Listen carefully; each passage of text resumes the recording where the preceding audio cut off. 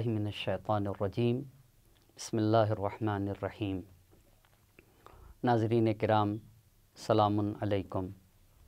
آج کی ہماری گفتگو کا عنوان ہے جناب زینب کبریٰ سلام اللہ علیہا اور نبوی تربیت کے اثرات۔ آج کی ہم اپنی گفتگو میں جناب زینب کبریٰ سلام اللہ علیہا کے مستحکم اور قوی ایمان کو جاننا چاہیں گے، شجاعت اور شہامت کو، اور استقامت و پائیداری۔ قرآن کریم کی ایک آیت ہے، ان الذین قالوا ربنا اللہ ثم استقاموا تتنزل علیہم الملائکہ الا تخافوا ولا تحزنوا۔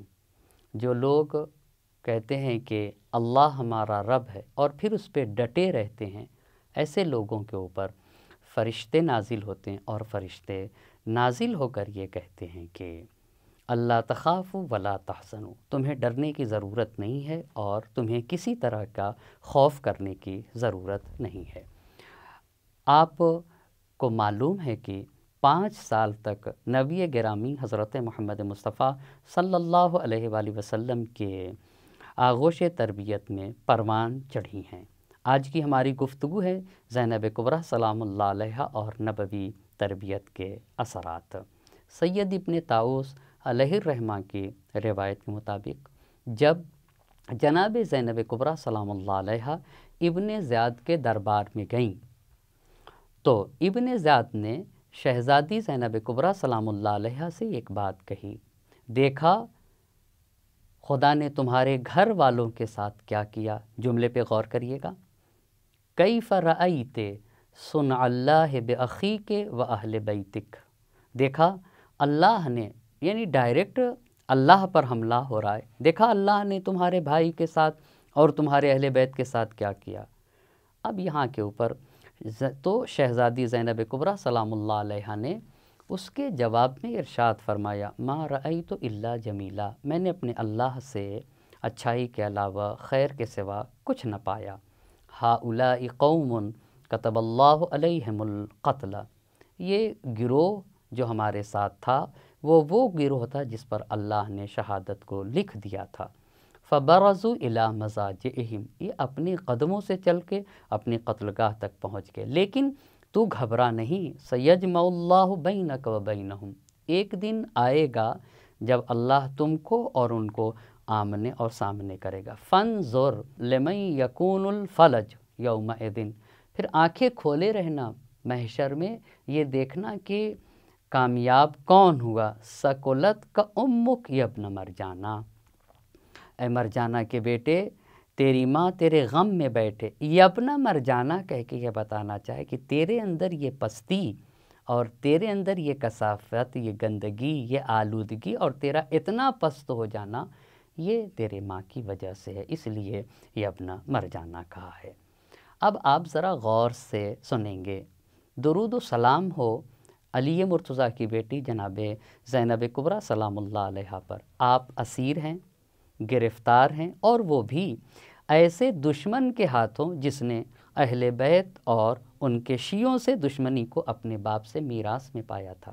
اسیر، گرفتار، وہ بھی ایسے دشمن کے ہاتھوں جس نے اہل بیت نبی سے اور ان کے شیعوں سے دشمنی کو اپنے آباء و اجداد سے میراث میں پایا تھا۔ اس کے باوجود بھی کتنے واضح لفظ میں، بغیر کسی پردے کے اور نہایت واضح الفاظ میں یہ کہتی ہیں، ما رأیت الا جمیلا، میں نے اپنے اللہ سے خیر کے سوا کچھ نہیں پایا ہے۔ یہ جناب زینب سلام اللہ علیہا کے یہ جملے آپ کی قوی مستحکم ایمان اور روح کو بتاتے ہیں۔ حتیٰ کوفہ اور شام کے بھی جو خطبے ہیں نا، اس میں اتنی صراحت اور اتنی وضاحت نہیں پائی جاتی ہے جتنی وضاحت کے ساتھ، جتنی صراحت کے ساتھ اور جتنے واضح لفظوں میں یہاں کے اوپر آپ نے بیان کیا، میں نے اپنے اللہ سے خیر کے سوا کچھ نہیں پایا، ہم نے نیکی اور خیر کے سوا کچھ نہیں دیکھا۔ ہمارے وہ افراد جو شہید ہو گئے، خدا متعال نے انہیں ان کے حق میں شہادت لکھی تھی۔ دوسرے لفظوں میں یوں کہا جائے کہ خدائے متعال نے ان ہستیوں کو اس عظیم افتخار کے لائق پایا تھا جس کی وجہ سے وہ اپنے پاؤں چل کے اپنی آرام گاہ تک روانہ ہو گئے۔ یہ تو جملہ تھا، لیکن اس بات کو واضح کرنے کے لیے کہ کل ایمان کی بیٹی کا ایمان کتنا قوی ہوگا، یہ شہامت کہاں سے آئی اور یہ شجاعت کہاں سے آئی، یہ استقامت، یہ پائیداری کہاں سے آئی ہے، اس پہ غور کریے گا۔ اس سے میں تاریخ کا ایک واقعہ آپ کی خدمت میں نقل کرنا چاہتا ہوں۔ ایک مسلمان خاتون کا عظیم تاریخی کردار ہے، اسے دیکھیے گا اور پھر جناب زینب کبریٰ سلام اللہ علیہا۔ تاریخ بشریت میں خود آپ سے پوچھنا چاہوں گا، تاریخ بشریت میں کیا کوئی خاتون ایسی ہے جس کے بھائی قتل ہوں، جس کی اولاد شہید کیے گئے ہوں، بھتیجے اور بھتیجی اسیر کیے گئے ہوں، اور اس کے باوجود بھی اپنا اور اپنے شہداء کا کیسے دفاع کرے، اور وہ بھی ایسے شہر میں جو آپ کے والد ماجد کا مرکز خلافت رہا ہو، جہاں کے اوپر مولا کائنات نے تقریباً 4.5 سال زندگی گزاری ہو۔ ان تمام ناگوار حالات میں کوئی شکایت، کوئی شکوہ نہیں، کیا کہتی ہیں کہ نے اللہ سے خیر کے سوا کچھ بھی نہیں پایا ہے۔ اس پہ غور کرنے کی بات ہے۔ اور پھر کہا کہ اگر ہمارے مرد شہید ہوئے تو وہ اسی کام کے لیے آئے تھے، اگر شہید نہ ہوتے تو یہاں کے اوپر اضطراب اور پریشانی کا مقام تھا، لیکن جب انہوں نے اپنے خدا کے وظیفے کو اور ذمہ داری کو انجام دیا اور شہادت کے عظیم افتخار کو حاصل کر چکے، تو سب سے شائستہ کام یہ ہے کہ اس عظیم توفیق کے اوپر خدا متعال کا شکریہ ادا کیا جائے۔ یہ عظیم کردار ہے جناب زینب کبریٰ سلام اللہ علیہا کا۔ اب وہ جو بات میں نے آپ کی خدمت کی تھی، تاریخ سے ایک واقعہ نقل کرتا ہوں۔ واقعی کی روایت کے مطابق جنگ احد میں جہاں بہت سارے مسلمان شہید ہوئے اور خود نبی گرامی حضرت محمد مصطفیٰ صلی اللہ علیہ وآلہ وسلم کی شہادت کی خبر مدینے میں منتشر ہو گئی، پھیل گئی کہ اللہ کے نبی قتل کر دیے گئے، تو قبیلے انصار کی ایک خاتون جس کا نام ہے ہندہ بنت عمرو بن حزام، جو جناب جابر ابن عبداللہ انصاری کی پھوپھی تھیں، وہ میدان احد میں آئی ہیں۔ میدان احد میں آ کر انہوں نے اپنے شہداء کی لاش کو خاک سے اٹھا لیا۔ شہداء میں کون کون تھا؟ ان کا بیٹا ہے، شوہر ہے اور بھائی ہے۔ یعنی اس انصار کے قبیلے کی ایک خاتون جس کا نام ہے ہند بنت عمرو بن حزام، جنگ احد میں ان کے 3 شہید ہوئے، جس میں سے ایک بیٹا، ایک شوہر ہے اور ایک بھائی ہے، اور ان کو اٹھانے کے بعد ان 3 شہید کے لاشوں کو اونٹ پر لاد کر مدینے کی طرف روانہ ہو رہی تھیں۔ مدینے کی طرف روانہ اس لیے ہو رہی تھیں کہ یہ چاہ رہی تھیں کہ ان شہداء کو مدینہ منورہ میں دفن کریں۔ یہ خاتون جو کہ اپنے شوہر، اپنے بھائی اور اپنے بیٹے کو مدینہ منورہ لے جا رہی تھیں، راستے میں ازواج پیغمبر سے ملاقات ہوتی ہے جو نبی کی خبرگیری کے لیے احد جا رہی تھیں، جو نہایت نگران اور پریشان حال تھیں۔ ازواج پیغمبر میں سے کسی ایک نے اس خاتون سے پوچھا، جو کہ احد سے آ رہی تھی اور جو اپنے بیٹے، شوہر، بھائی کے لاشیں کو لادے ہوئے تھی، اونٹ پر آ رہی تھی، ازواج پیغمبر میں سے ایک خاتون نے پوچھا، بتاؤ احد میں کیا خبر ہے؟ اب یہاں سے توجہ کرنے کی ضرورت ہے۔ وہ خاتون کہتی ہے کہ بڑی خوشی کی خبر ہے، اللہ کا نبی زندہ اور سالم ہے۔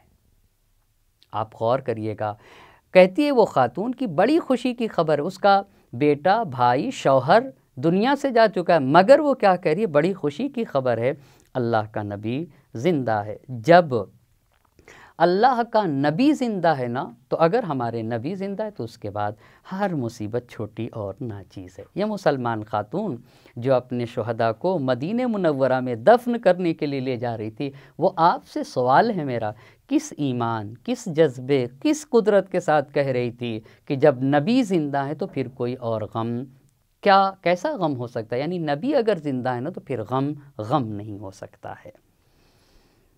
اس کے بعد اس خاتون نے پوچھا، ازواج پیغمبر میں سے زوج پیغمبر نے پوچھا کہ یہ بارے شتر کیا ہیں؟ تو وہ خاتون کہتی ہے کہ میرا بھائی ہے، میرا بیٹا ہے اور شوہر ہے جو شہید ہو گئے، اور میں ان کے لاشیں کو مدینہ منورہ لے جا رہی ہوں۔ یہ سوال یہ ہے کہ قبیلے انصار کی ایک خاتون میں ایمان، یہ قدرت، یہ شہامت کہاں سے آئی، اسے غور سے سنیں گے۔ اسی جنگ احد میں ابن اسحاق کی روایت کے مطابق قبیلے بنی دینار کی ایک خاتون ہے جس کا شوہر، بھائی اور باپ احد میں شہید ہوئے، اتنے شہید ہوئے ہیں۔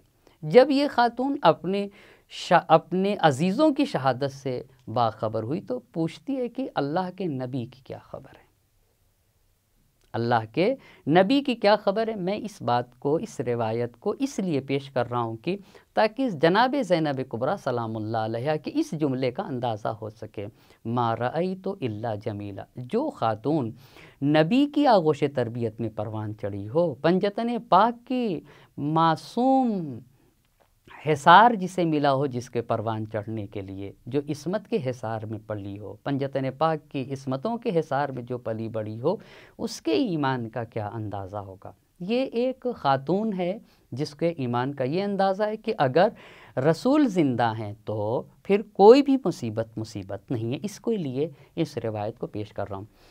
وہ خاتون جب اپنے عزیزوں کی شہادت سے باخبر ہوتی ہے تو پوچھتی ہے کہ اللہ کے نبی کی کیا خبر ہے، تو لوگوں نے کہا حضرت صلی اللہ علیہ وآلہ وسلم بخیر و عافیت ہیں، خدا کا شکر ہے کہ وہ خطرے سے باہر ہے۔ تو وہ خاتون کہتی ہے کہ میں ایسے نہ مانوں گی، میں خود رسول گرامی حضرت محمد مصطفیٰ صلی اللہ علیہ وآلہ وسلم کو دیکھنا چاہتی ہوں۔ اور جب نبی گرامی کو دیکھنے کے بعد ان کی زندگی سلامت و صحت سے مطمئن ہو گئی تو فرماتی ہے کہ کل مصیبت بعدک، اے اللہ کے نبی ہر مصیبت آپ کے بعد ناچیز ہے۔ جب میں نے آپ کو زندہ و صحیح و سالم دیکھ لیا تو اب اس کے بعد تمام مصیبتیں جو پیش آ چکی ہیں وہ ہیچ اور ناچیز ہیں۔